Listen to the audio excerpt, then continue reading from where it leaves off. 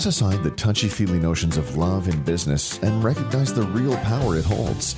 Welcome to the Love is Just Damn Good Business podcast with host Steve Farber. Drawing on his work with a wide variety of companies from the Fortune 100 to smaller family-owned businesses, Farber shares inspiring interviews with business leaders and proven strategies for how you can create experiences that your customers will love by developing a culture that your employees, teammates, and colleagues love working in. Discover why and how love, at the end of the day, is just damn good business for you too. Here's your host, Steve Farber. Hi, and welcome to the Love is Just Damn Good Business podcast. I'm your host, Steve Farber. This podcast is brought to you by the Extreme Leadership Institute. Now, how, you may wonder, did I manage that? How did I get an organization with such a fine reputation to be a sponsor of this podcast? Well, it's really quite simple. I am the CEO and founder of that company, so I knew a guy. Anyway, you can check us out at extremeleadership.com and see what we do. We're all about operationalizing love in business. And toward that end, I'm very excited about my guest today. Now, you may have noticed that podcast hosts often start with saying something like, I'm very excited about my guest today, like I just said. I mean, what else are they going to say? I mean, if you're not excited about your guest, why are you having your guest on? So I know it's a little bit redundant to say that I'm excited about my guest, but I really am. Because today, my friend Stedman Graham is joining us. Now, Stedman and I have gotten to know each other over the last 7 or 8 years on a project that we've been working on together, which we'll tell you about in a little bit. But I want to read you his bio, or at least pieces of his bio, just so you get a sense of who this guy is. You've likely heard his name. I know it makes him squirm a little bit when I refer to him as, a celebrity kind of a guy. But, if we're being purely factual about it, it's true. He's very well known around the world. And there's a lot behind that story. So let me give you some idea.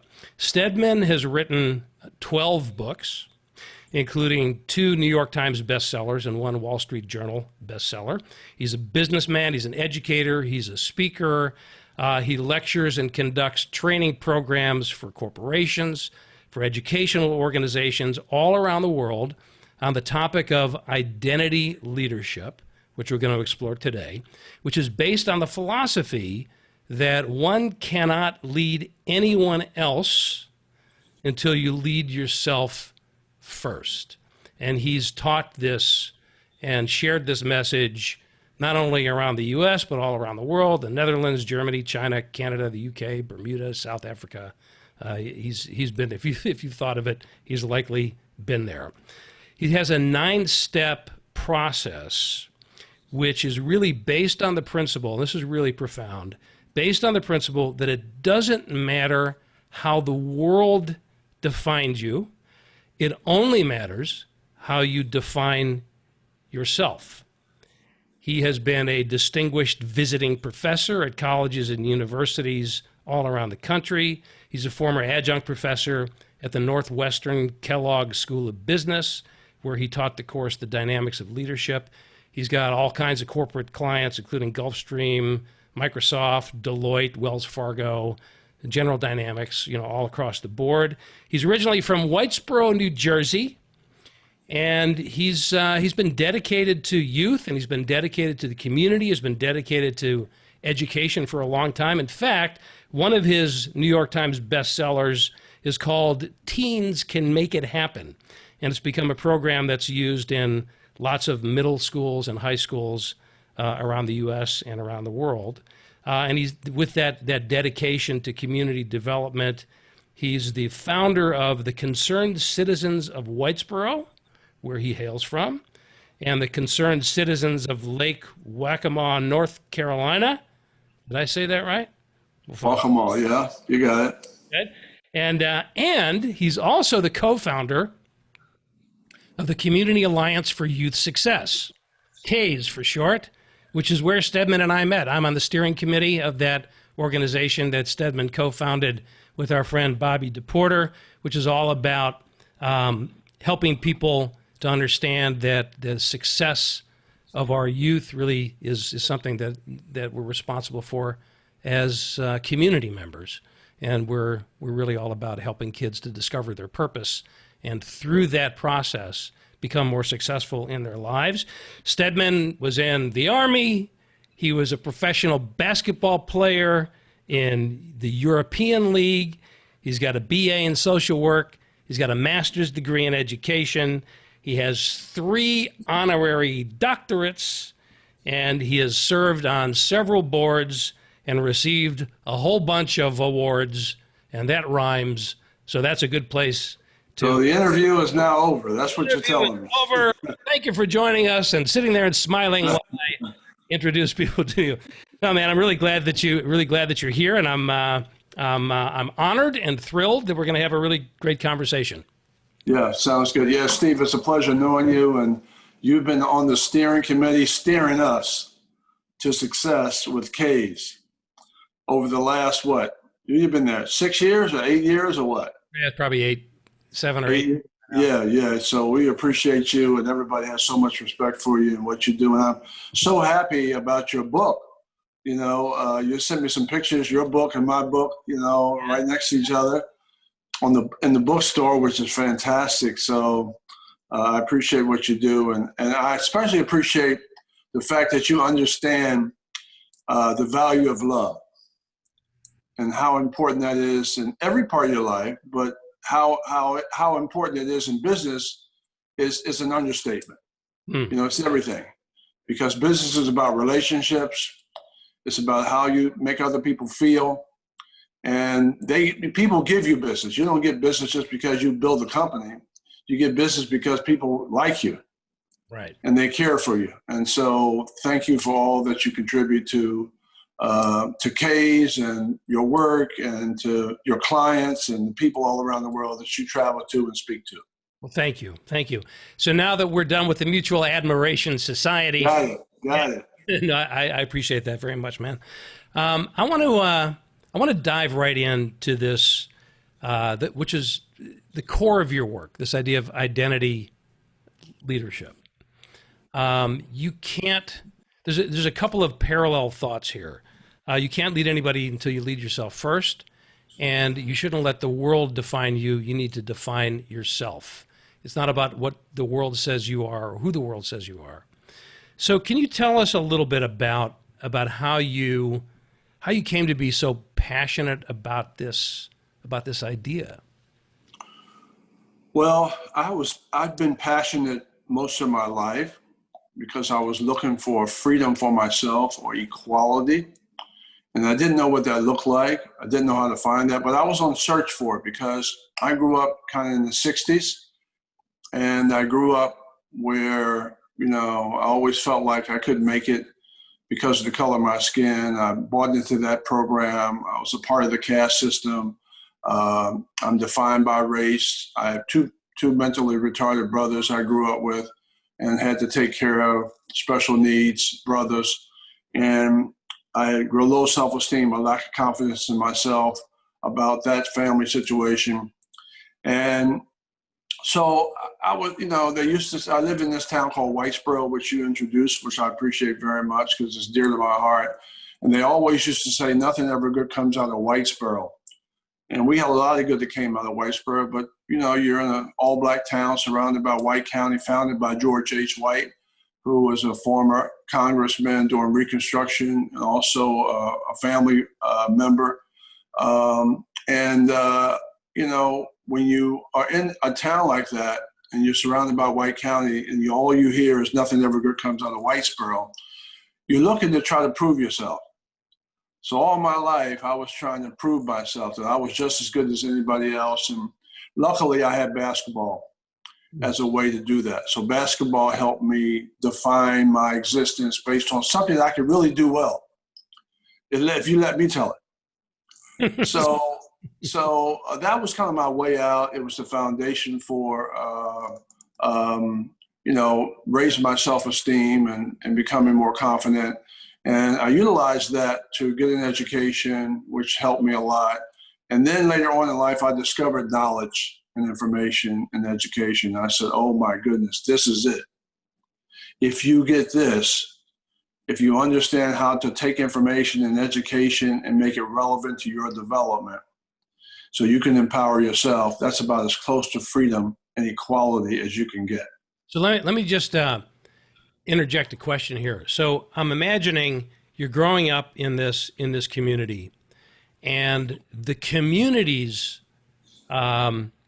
self-image is that nothing good comes out of here. That was the program. That was kind of that was the messaging. That was the messaging. And if nothing good comes out of here, essentially what that means is no one good comes out of here. And yet in that, you discovered something that you loved doing, which led you kind of, it sounds like almost like a trail of breadcrumbs, right? Oh, I love basketball. I'm good at that. Wait a minute, I am good at something. Is there something else maybe that I can be good at? And that's when you discovered education. That's the way I'm hearing it.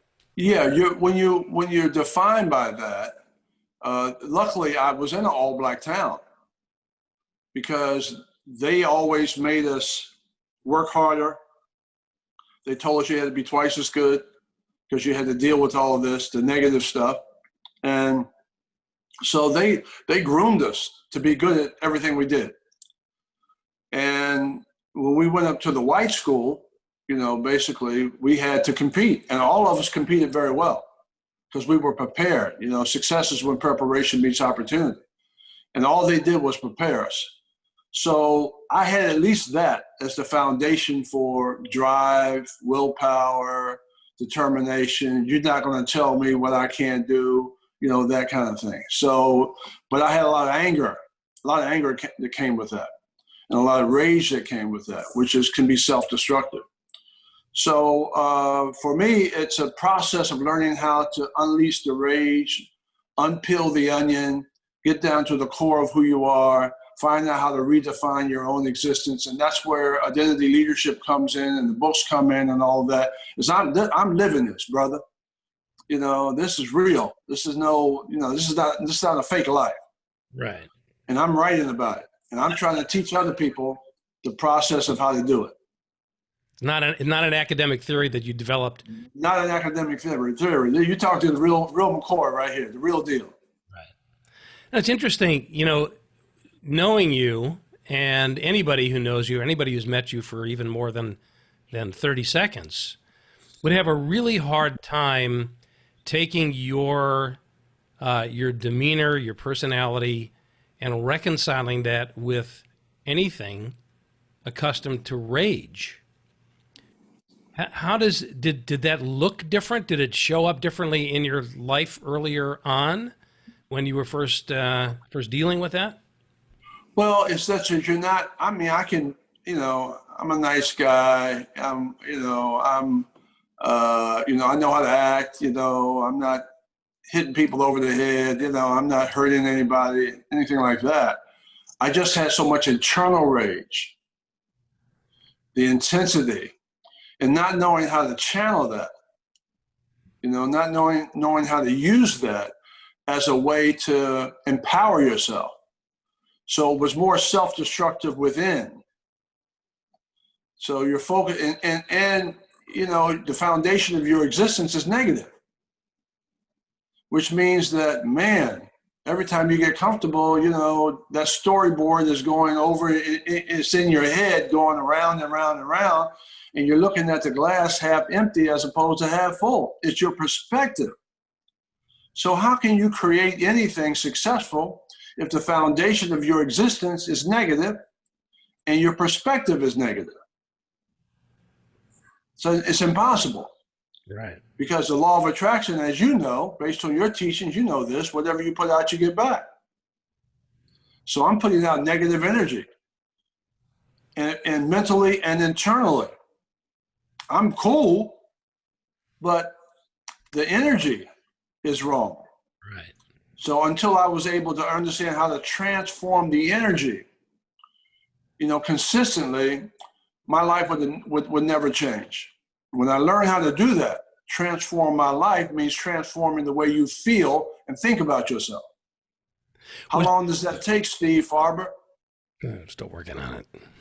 It takes a long time. Still working on it. Yeah. So that actually, I'm curious about that. Granted that it's a lifelong journey. We never get perfect at it, or maybe some people do. But most of us don't get perfect at it.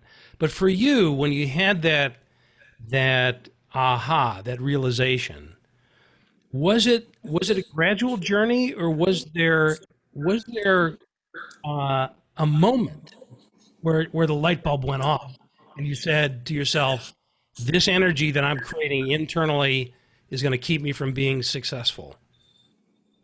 The light bulb goes off slow in the beginning.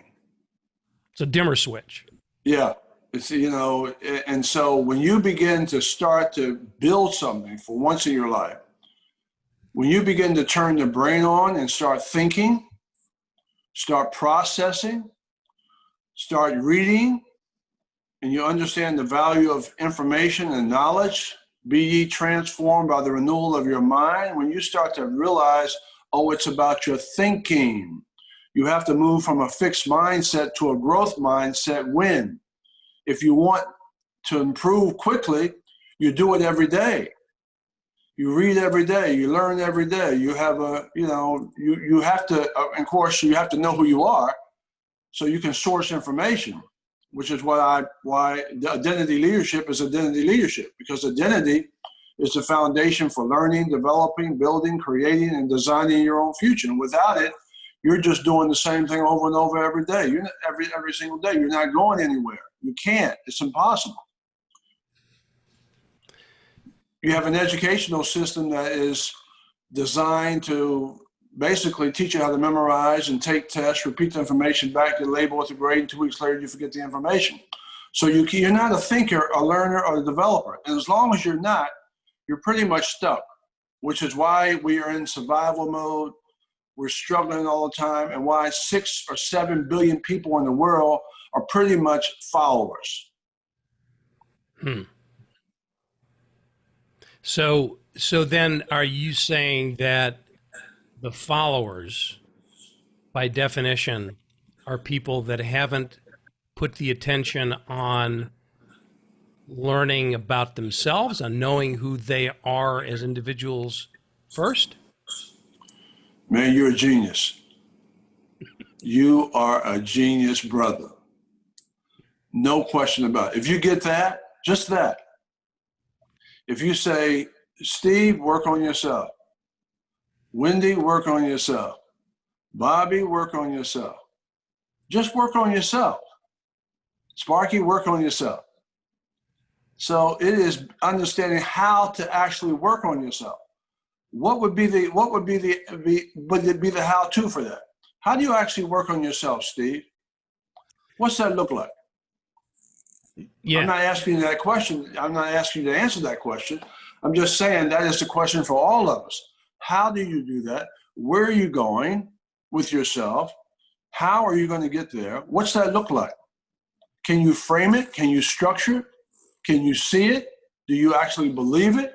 Can you create it? Can you design it? What's it look like? Isn't the fundamental question underlying that whole series of questions, who are you? Who am I? I mean, just that very simple, fundamental question about my sense of place in the world, purpose. I mean, there's lots of ways that we say it, but fundamentally, I think a lot of us go through life without ever asking that. Yeah, and then you got to keep asking that question. Who are you last week? I changed. Okay, who are you today? I just read a book, finished a book, and so I'm changing my whole paradigm. Who are you going to be tomorrow? Oh, I'm changing that too. Who are you with the virus? Who are you then? Oh, well, I have to change. We have to go and we have to use technology as a way to deliver content. Who are you now? Oh, I'm a technology expert now. I'm becoming that. Well, who are you going to be in a month? Who are you going to be next year? So that's a question you have to ask all of the time. So you become, this is an important word, so you become relevant. Are you relevant to the times that you're living in? And I would say that most of us are not relevant because we can't keep up with the technological revolution that's happening in our world today. It's moving too fast. It's faster than our own understanding.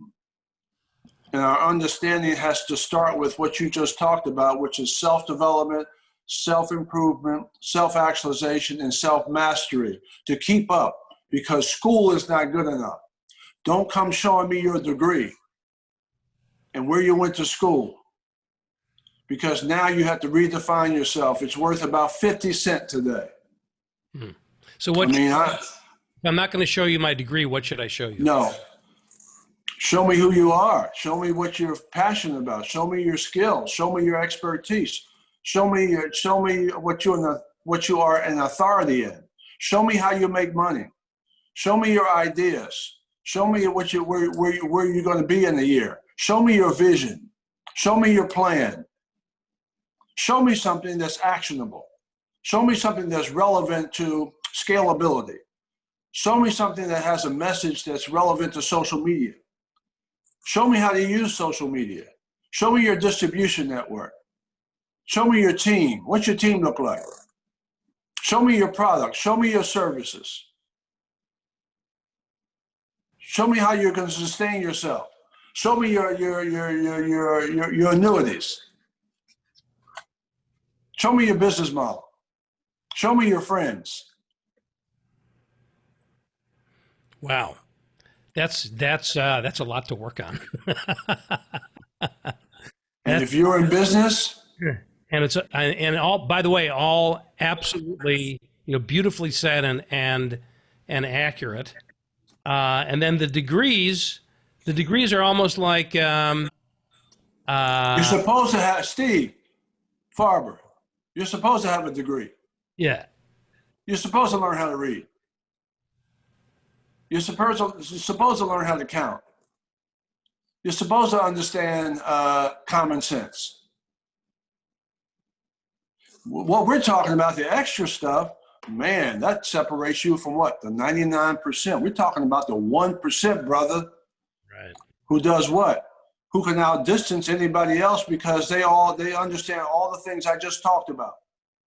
And they work at them. You know how long that takes? Dr. Farber? Forever. Forever. Because you got to keep learning that. Right. But you got to at least be on the right path. Right. And if you're not on the right path and you don't have the right process, which is why I teach this work, because you don't have the right process, you don't come with the right process, it's not taught to you. So you don't have a process for self-actualizing your potential based on who you are. You have none, unless you are lucky enough to have parents who can teach you that. But for the most part, you're in a failed program. Your program is a failed program. It's not going to get you success, and it's socially, it is really not going to get you social economic development, because you got to own that. That's totally thinking all the time and developing and creating and designing and building and tweaking. Where are you going to get that from? Who's going to give you that information?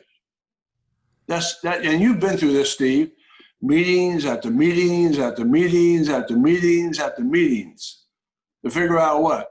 To figure out, how am I going to do this? Yeah. How do I get this done? Who knows social media? What's television going to be in 5 years from now? What's it going to look like? How do I build this so I'm not antiquated? What books should I be reading? I'm looking behind you there, brother. The only reason you're doing these podcasts is because of those books back there. Yeah. Because one book leads to another book, leads to another book. The question is, how many books do you have? How many books have you read? Right. And that's something that's within everybody's control. So I want to put. Let's stop right there. So the process. So what you're saying to me is that the process of success is the same for everybody. Yeah. What you just said. That's what I'm hearing you say. Yeah. If it's true that. And that's what I learned. That's what I got. That's the first thing I got. Oh my! It's not about color. I don't have to worry about race anymore. not about my family circumstances, not about where I came from.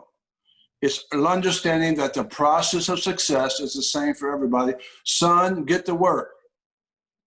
Start reading some books. Start understanding how to take information and make it relevant to your heart and soul, transfer it to your mind so you become a thinking human being, and then transfer that to the now global marketplace to create and design your own future. That's every day. Otherwise, you're going to do what, Steve? You're going to fall behind. You can't keep up. You know, I love the way you say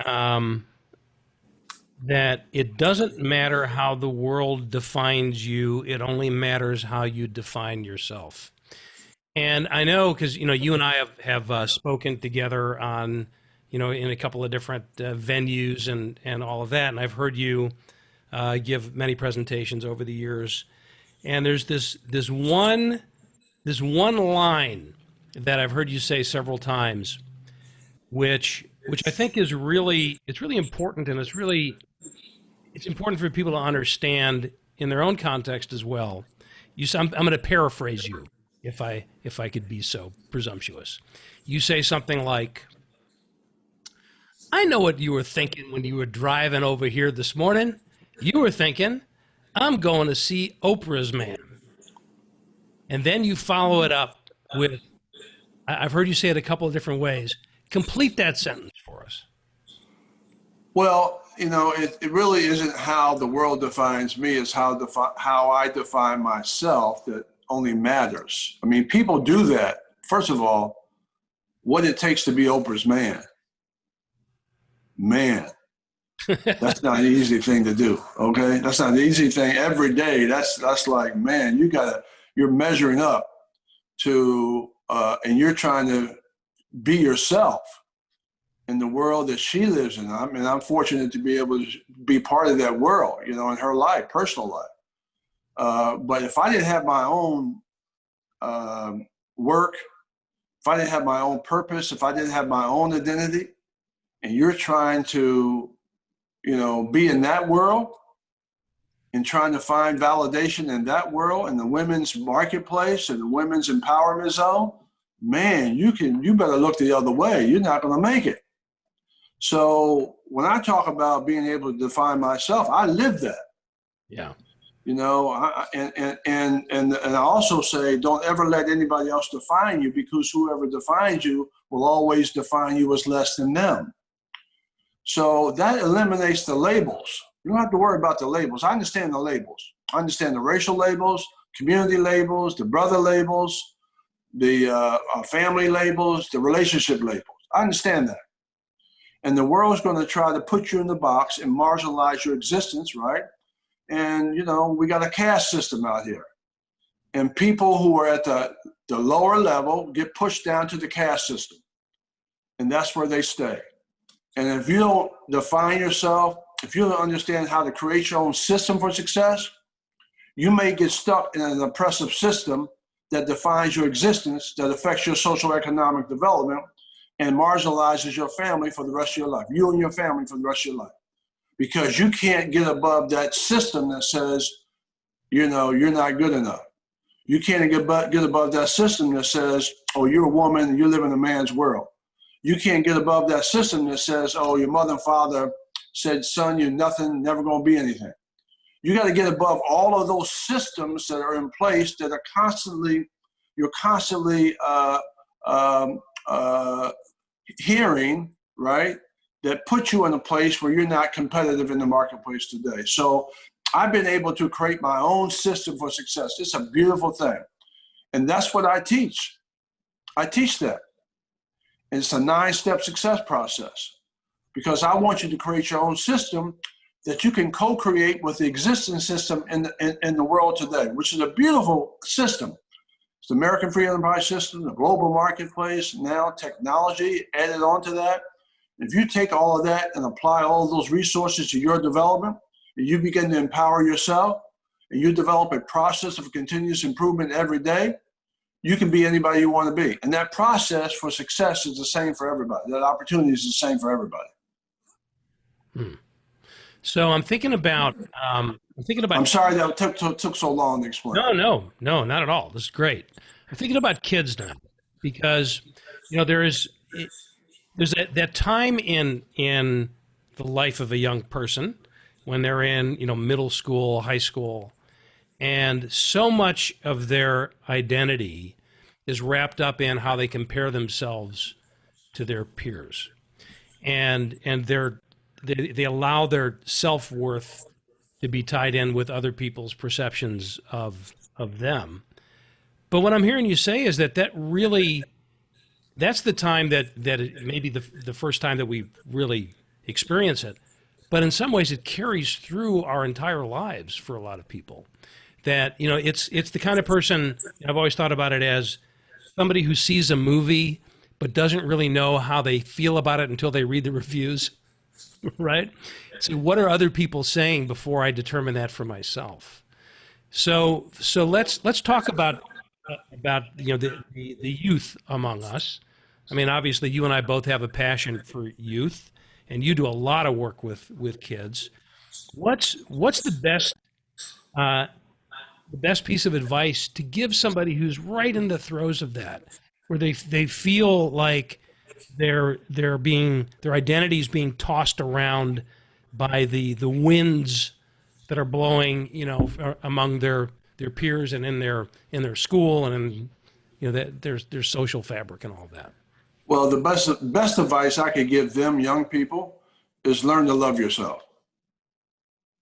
Learn to love your passions, learn to love your talents, learn to love your skills, and learn to be able to know how to apply information and education to what you love. That's about the simplest way I know how to explain something in a very short fashion that really works. If you just focused on that and then changing your mindset from negative to positive, which is the same as from hate to love, and having some control over that allows you to have a chance. You have no chance if you are negative, if you are looking at yourself with the glass half empty as opposed to half full, if you're if you have no respect for yourself, if you hate yourself, if you're down on yourself, if you're beating yourself up, you have no chance. You're not going to make it, okay? If you continue to do that, you're going to hurt yourself some way, you're going to be depressed, you're going to use alcohol and drugs as a way to overcome that so you can make yourself feel good. That's temporary. And so you're not going to build anything. You're not going to build the talents and the skills and your abilities and your passions. You're not going to be able to self-actualize anything that's relevant to your development. You're not going to build from the inside out. There's no way you can do that. So that's my advice to everybody. You teach that. The power of love and the power of understanding how to utilize that in a very practical sense. So we're talking about practicality that's relevant to the 21st century today, that's going to help you empower yourself based on what's possible for you as a human being. Right.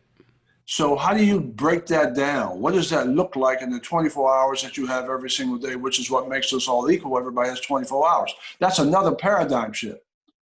I got 24 hours. What am I doing with it? And so the 9-step success process takes you toward the vision, takes you towards setting goals, planning, or developing a value system, teaching you how to build relationships around you. Because if you don't work, take you out of the equation and you don't work, nothing works. Which is why, Steve, leadership is everything. Take the leader out, man, or try this one. If you have bad leadership, get some bad leadership in your family. Yeah. Get a father that comes home drunk all the time. Get a mom that doesn't care about her kids. Get somebody that doesn't read to you. Who never goes to your game, who never supports you. Get somebody who, you're moving from one place to the other, from one school to the other, from one house to the other. Bad leadership. at all levels. Get a mayor, get a governor, get a president who doesn't lead well. See what happens to the world and to the country. So let's say I'm that kid in that family that you just described. What is it? Is it as simple as flipping a switch for me? I mean, if like the way you grew up, if all I'm hearing and the only evidence that I'm seeing when I'm young is that people don't care about me, nobody loves me, I've got all these challenges. If that's the message that I'm getting, and then I hear you or somebody like you with that message, that it starts with you have to love yourself and create the life for yourself. Is it just a function of hearing that message at the right time? I mean, I know for some people, the light can just switch on in that moment. Some kids, we've seen it happen, right? But for others, it's a longer process. It's like, well, yeah, maybe I want to believe that, but I don't. So how do I get from where I am now to actually believing that I'm worth loving myself? Well, that's a $64 question. That's a very important question. You have to be able to be in position sometimes to be around people who can give you that. Sometimes it's through sports that you get it, or music, or extracurricular activities that you discover that. It's a discovery process. Not everybody's going to get it. It really is, very few people do get it, which is why you have 6.9 billion people who are followers. And a very small percentage of people really get done. It's kind of a luxury to get this. Yeah. Because you have a whole system that's set up and designed to marginalize your existence. And it's ingrained in the culture, so to speak. So, man, it's tough. There's nothing easy about this message. You mean work on yourself? Man, I'd rather go to the pizza place. Yeah. I'd rather hang out with my kids, I mean, my friends. I'd rather, do this and do that. I'm not interested in studying.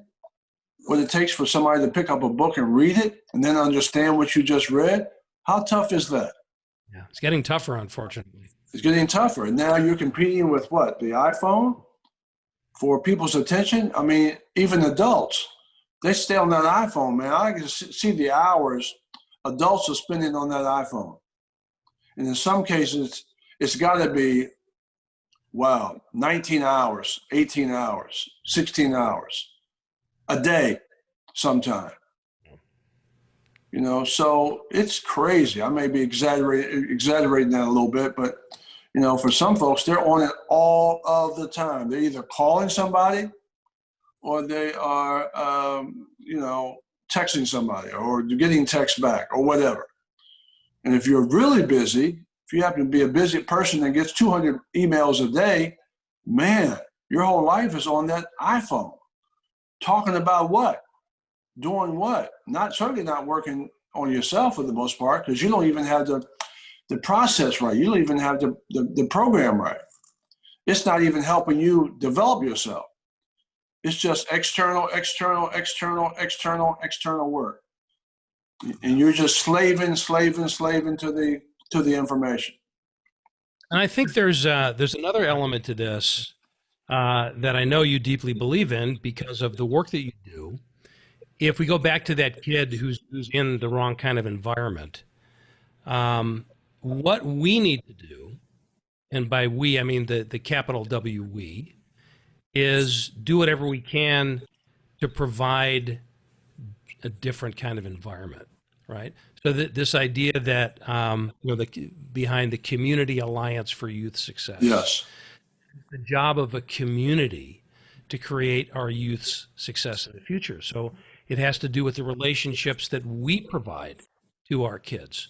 Maybe not our own, if not necessarily our own, literally our own kids, but the kids in our community, to be mentors, to be guides, to be coaches, to be resources, to be cheerleaders, to remind kids that they are worth loving, even when they're seeing everything to the contrary. Somebody has to be there to give them a different kind of an example. And so if anybody feels passionate about this, about kids, ask yourself, am I extending myself in a way to be a resource to kids that really need it? And that's not just true for kids. You know, I wrote a book called Greater Than Yourself, and the simple premise of that book is that the greatest leaders become the greatest leaders by making others greater than themselves, by putting themselves out there to raise other people up. Beautiful. We have to be able to set a different kind of an example for people that have never seen it any other way. And then hopefully more of those lights will go on. Well, you're absolutely right. There's one thing that's very important to understand. It's all about the content. It's all about the curriculum. And whatever program you had or curriculum that you had that allows you to be who you are, you know, that can be great curriculum. It could be world-class curriculum, world-class information, or it could be dumbed-down curriculum. But that, whatever program you had, you've gotten throughout the years, maybe it's from your parents or, you know, information that's been repetitive over a number of years that you picked up. It's all about the information. And when I discovered that for my own life, I said, oh, I have the wrong information. Oh, I'm not really reading the right information. Oh, this information is dumbed down. This information is not relevant to my development. I said, oh my goodness, all I do now is look for the right information. And I understand the difference between bad information and good information. And so your ability to be able to discern that and build your own program around the right information allows you to continue that process for success. Then you start to improve and get better. And so that's not taught. Who teaches you that? Right. Where do you get that process from? And so, you know, and it's tough. You got to spend a lot of years looking for the right information. But first, you got to be able to source the information around who you are, your identity. And if you don't have one. And you also have to have the support. You have to have had the realization that the consciousness. Yeah, the consciousness that you can create your own curriculum, that essentially your life's journey is a curriculum that you are writing. And you know, I've never thought about that before. When I think of the word curriculum, you know, I go right to the literal interpretation of it, right? And I think it's a beautiful metaphor, because if you think about a curriculum in a program that you sign up for, right? You have the subject matter, you have the agenda, you have the books that you're going to read, you have the assignments that you're going to do, the papers that you're going to write, the tests that you're going to have. That's all part of the curriculum. Well, what I'm hearing you say is that my life is a curriculum and that I design it. So I'm going to decide where I'm going to put my attention. I'm going to decide what I need to learn. I'm going to decide what my own tests are. I'm going to set my own goals and measure myself on my progress towards those goals. To have that level of empowerment that says, "Hey, I am writing my own curriculum." It doesn't mean that there are certainly going to be times where it seems like people are trying to get in the way of my doing that, but ultimately, it's all up to me to create what I want to create. So it's code. It's called code.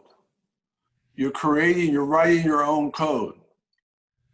You're creating your own template. You're building your own grid. And then you're customizing that, okay, around your world. Now you can begin to create a system for sustainability based on improving that code, that program, that system, and you learn how to apply, you know, that to specifically to a global marketplace using technology as a way to disseminate the content in the code and the program. And you're improving that program all the time. So every time they come out with a new iPhone, man, it's costing you money. You know, they're adding more on the grid, putting more on the template, you know, as a menu item, and then they're charging you more money. So this is the program.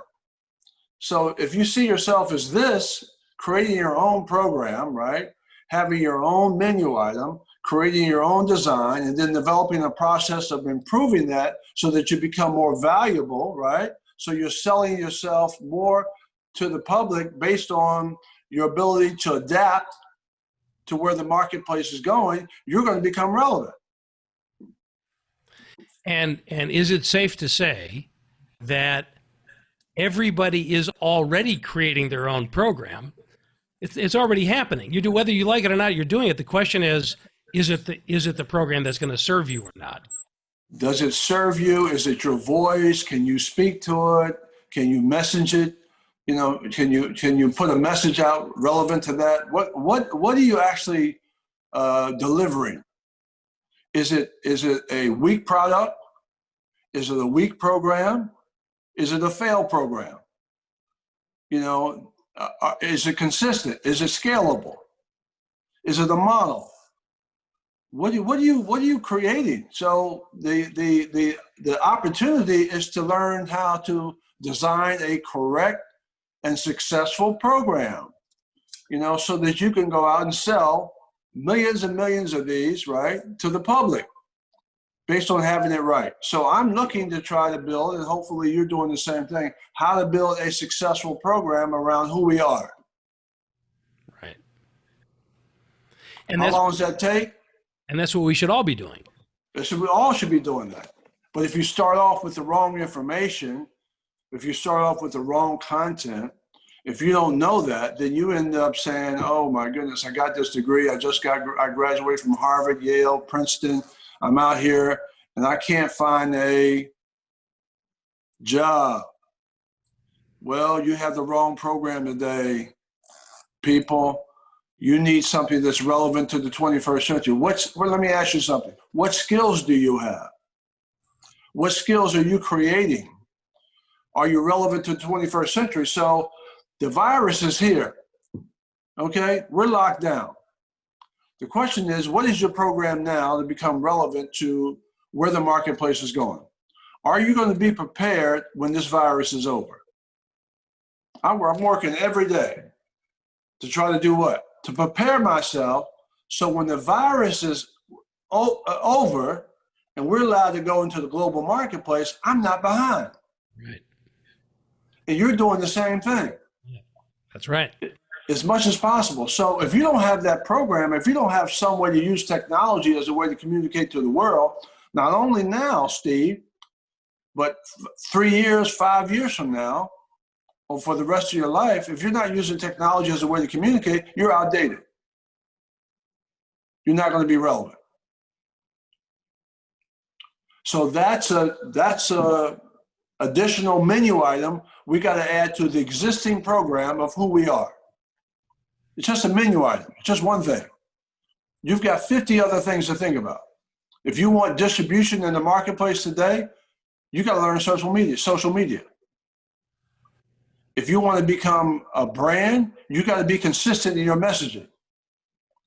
If you want to be able to raise your social economic development, you better have a strong website. If you want an annuity based on your content, you better have some courses you're developing and building. If you want to control your destiny, you better get into self-publishing.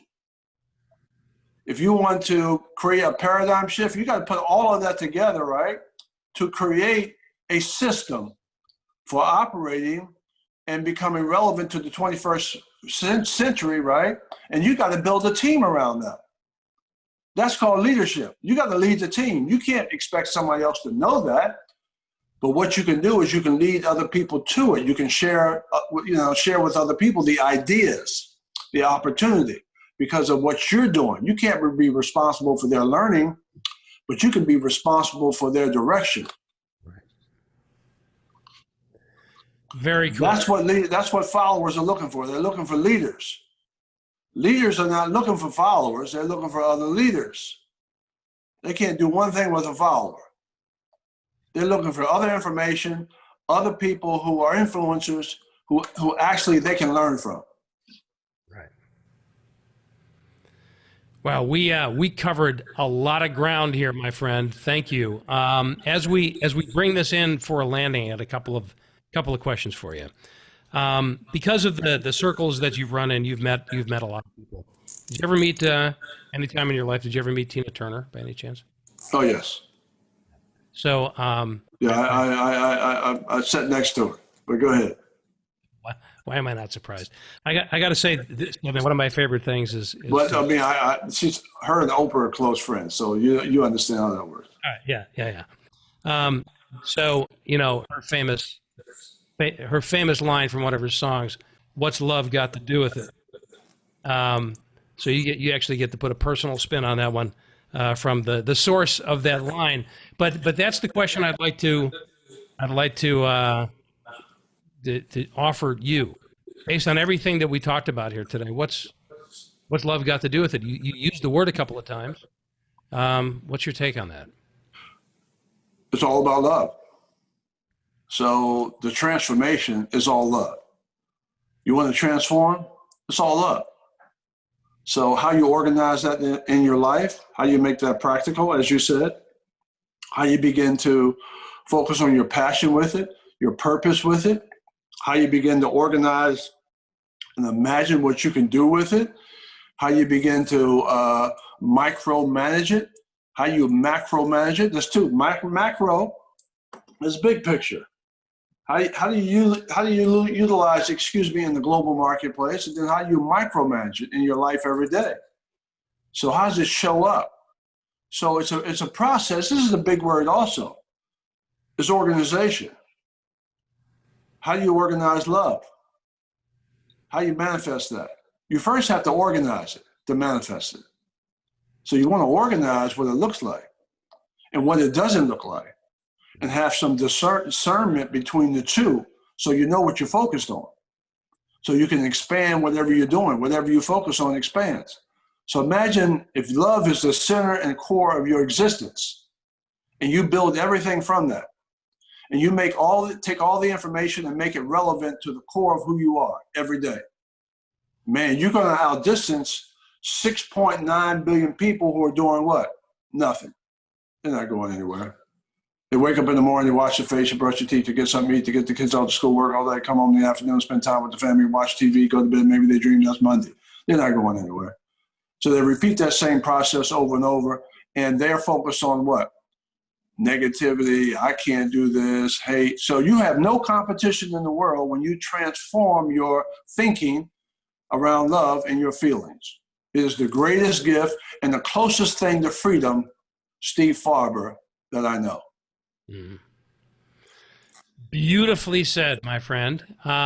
What's the best way for people to learn about what you're doing, stay in touch with you, learn about the process, learn about identity leadership? Where should we send them? Well, we're rebuilding StedmanGraham.com, and that's the place to go. Cool. That's the go-to place. Very good.